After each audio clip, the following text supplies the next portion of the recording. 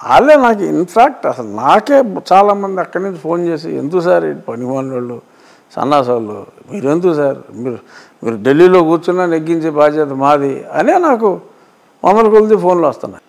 నేను సర్ది చెప్పాల్సిన పనే ఉంది, నాకు సర్ది చెప్తున్నారు.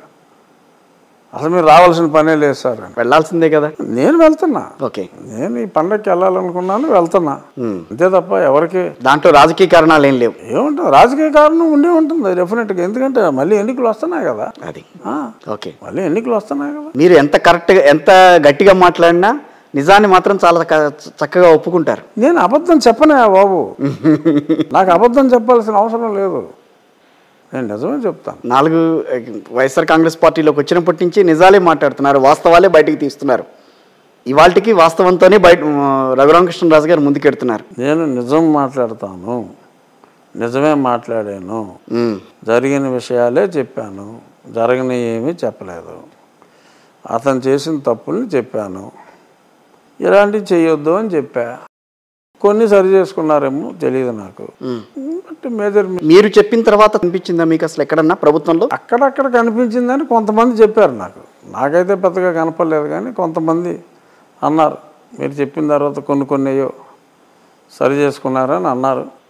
మరి అందులో నిజమెంతో అబద్ధమెంతో కానీ కొన్ని చిన్నవి, మేజరీ కాదు, కొన్ని చిన్నవి. రోజు రచ్చబండ కార్యక్రమం నిర్వహిస్తున్నారు కదా, సో ఎటువంటి రెస్పాన్స్ కనిపిస్తుంది మీకు ప్రజల నుంచి? నిజంగా అది కొన్ని ఛానల్స్కి మాత్రమే ఇస్తున్నారు ఆ రచ్చబండిని. అవును, బ్లూ ఛానల్స్ రావు నా దగ్గర.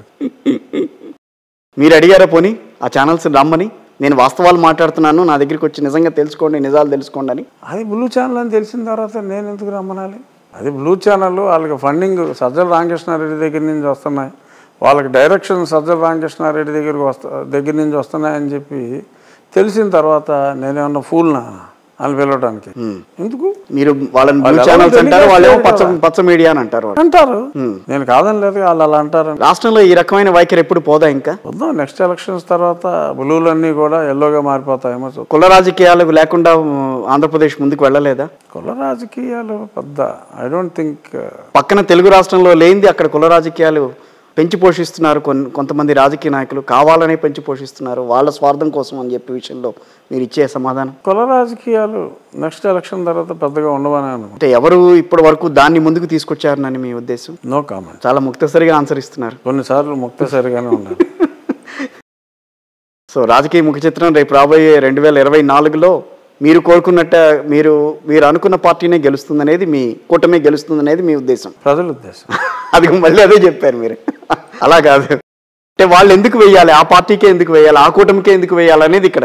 ఈ పార్టీకి వేయకూడదు కనుక ఇంకొక ఆప్షన్ లేదు. ఇక్కడ 151 మంది ఎమ్మెల్యేలు ఉన్నారు. అవును, ఒకళ్ళు కాదు, ఇద్దరు కాదు. ఇక్కడ అందరు తప్పు చేస్తే అందరూ చేసి ఉండాలి. ఈ పార్టీకి వేయకూడదు, అందరితో ఒకటే తప్పు చేయించాడని నేను చెప్తున్నా. మీరు చెప్పేది నేను చెప్పేది తేడా ఏం లేదు, అందరితో తప్పు ఒకటే చేయించాడని చెప్తున్నా. ఏం తప్పు? అంత కనిపించిన తప్పేంటి మీకు? ఒక వాలంటరీ వ్యవస్థను తీసుకురావడం తప్ప, సచివాలయాలను అభివృద్ధి చేయడం తప్ప? వాలంటీర్ వ్యవస్థను తీసుకురావడం తప్పే, సచివాలయాలను తీసుకురావడం తప్పే, నాడు నేడు లాంటి పథకాలను తీసుకురావడం తీసుకొచ్చి చేయకపోవడం తప్పే, ప్రైమరీ సెంటర్స్ని తీసుకొచ్చి ప్రజల బాగోగులను ముందుకు తీసుకెళ్లాలన్న ప్రయత్నం చేయడం తప్ప, విద్యా వైద్యం మీద కాన్సన్ట్రేట్ చేయడం తప్ప. చేసుంటే చాలా బాగుండేది. విద్యా వ్యవస్థను సర్వనాశనం చేయడం తప్పు. ఐబీ సిలబస్ అని చెప్పి మాట్లాడి టీచర్లు లేకుండా, రిక్రూట్మెంట్లు లేకుండా ప్రపంచం మొత్తం మీద 3000 స్కూళ్ళు ఉంటే ఈ ఆంధ్రప్రదేశ్లో 40,000 స్కూల్స్ ఐబీ సిలబస్ చేస్తానని చెప్పి బుద్ధి లేకుండా మాట్లాడటం తప్పే. ఓకే, ఇంకా హెల్త్ సెంటర్స్ చెప్పినట్టు చేసుంటే బాగుండేది, ఇంకా చేయకపోవడం తప్పే. నవరత్నాల్లో భాగంగా అన్ని పథకాలని కూడా ప్రజలకి చేరుకు తీసుకెళ్ళడం అనేది కూడా తప్పేనా? తీసుకెళ్ళి ఉంటే తప్పు. పెన్షన్ పెంచడం కూడా తప్పేనా? పెన్షన్ పెంచడం తప్పని నేను అంటలా.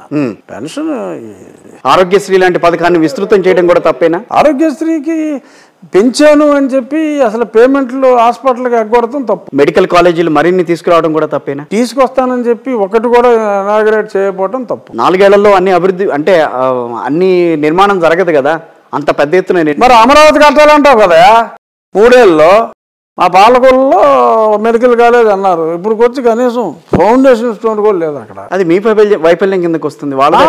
అదే చేస్తే జగన్మోహన్ రెడ్డి చేశాడు, చేయకపోతే రఘురామకృష్ణరాజా. ఎంపీగా మీరు సాధించుకురావాల్సింది కదా, దాన్ని నేను ఎలా సాధిస్తాను? నిధులు ఇచ్చారు, తినేశారు, పర్మిషన్ ఇచ్చారు, ఇది కట్టలేదు, నిధులు లేవు, కాంట్రాక్టులు డబ్బులు లేవు. సో ఫైనల్గా మీరు చెప్పగలిగింది సిగ్నేచర్ స్టూడియోస్కి రాబోయే 24 ఎన్నికల ముఖ చిత్రం ఈ రకంగా ఉంటుందని మీ మాటల్లో చెప్తే సంతోషిస్తా. 24 ఎన్నికల్లో తెలుగుదేశం, జనసేన, అంటే జనసేనతో కలిసి ఉన్న BJP, NDA are Telugu Desam NDA కూటమి అద్వితీయమైన విజయాన్ని సాధించబోతోంది. జగన్మోహన్ రెడ్డి గారి పార్టీకి కటాకటిగా ప్రతిపక్ష హోదా అయితే దక్కే అవకాశం ఉంది. ఏ ప్రాంతాల్లో ఎక్కువగా టీడీపీ బలపడిందని అనుకుంటున్నారు ఫైనల్గా? ఓవరాల్గా including Rayalaseema, even in Kadapa Janasena కోస్తాలో బాగుంది. మీరు ప్రాతినిధ్యం వహిస్తున్న గోదావరి జిల్లాల్లో బాగా ఉందని అనుకోవచ్చు. డెఫినెట్గా ఎప్పుడు అక్కడ స్ట్రాంగ్ అదే స్ట్రాంగ్ కనిపిస్తుందా? కనపడుతుంది, మాకు కనపడుతుంది. మీకు కనపడుతుందా లేదు మా తెలియదు. నేను మామూలు మిమ్మల్ని అడుగుతున్నాను డైరెక్ట్గా. నాకు కనపడుతుందని చెప్తున్నా. సో అటు పక్కన ఉత్తరాంధ్రలో ఏ పార్టీ ముందుకు వచ్చే అవకాశం ఉంటుంది? ఉత్తరాంధ్ర లేదు, మధ్యాంధ్ర లేదు, రాయలసీమ లేదు. ఓవరాల్గా it is going to be a sweep. Right sir, thank you very much. Thank you. Signature స్టూడియోస్కి.